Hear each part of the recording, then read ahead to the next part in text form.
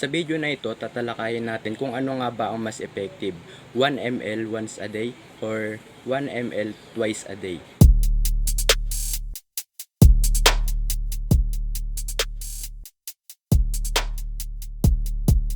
What's up YouTube? This is the day 8 of using Kirkland Minoxidil.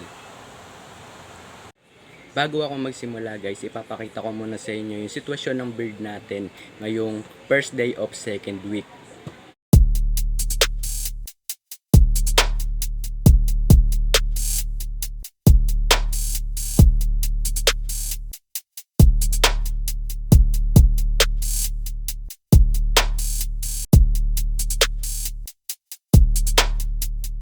Sa pag-a-apply nga pala ng Kirkland Minoxidil, kailangan malinis muna yung mukha natin kapag maglalagay tayo ng gamot sa ating bird area.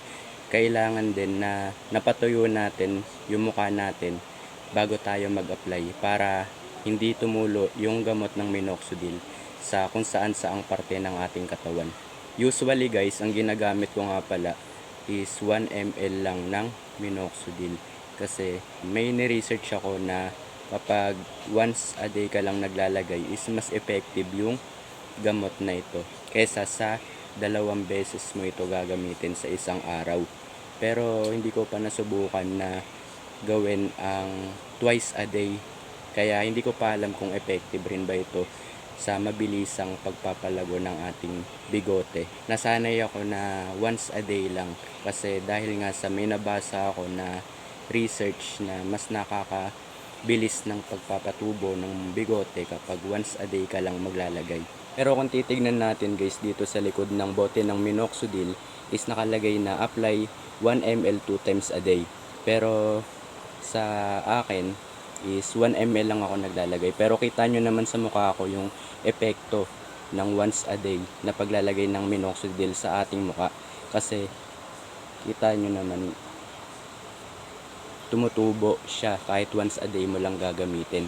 At saka ang kagandahan nito guys is nakakatipid ka sa paggamit ng Kirkland Minoxidil kasi nakalagay dito kapag gumamit ka daw ng 2 times a day is 1 month supply lang siya, 60 ml. Pero kung once a day ka lang gagamit ng minoxidil is makakatipid ka, bali magiging 2 month supply ito. Ang ginagamit ko nga pala guys sa pag-a-apply ng minoxidil is yung toothbrush na pambata dahil mas malambot ito kumpara sa toothbrush na pang-adult.